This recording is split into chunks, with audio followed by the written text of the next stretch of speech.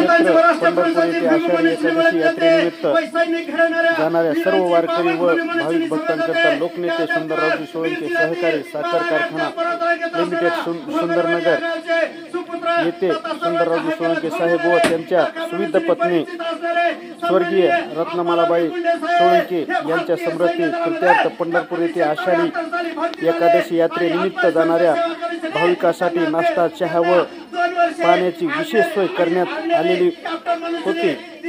यावेळी श्रीमान धैर्यशील काका सोळंके यांची आवर्जून उपस्थिती होती व भाविक भक्तांना पूर्ण सुविधा मिळाव्यात याकरिता ते स्वतः लक्ष देऊन होते।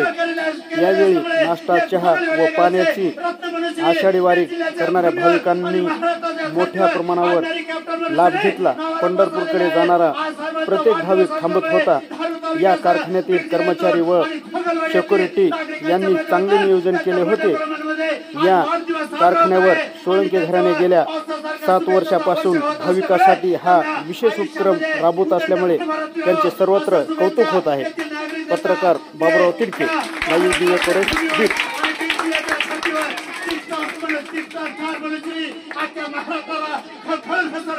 संतोष गुंडे यांचे सुपुत्र ते तरुणांच्या आणि महाराष्ट्राच्या गळ्यातील ताईत होते।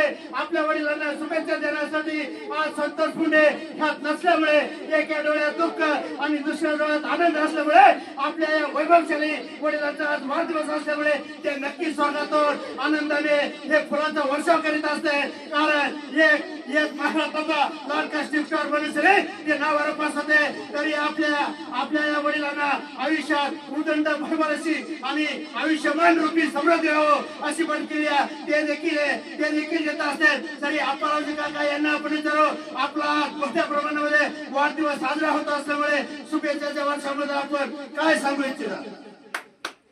तुम्हा सर्वांनी दिलेल्या आभार मानतो।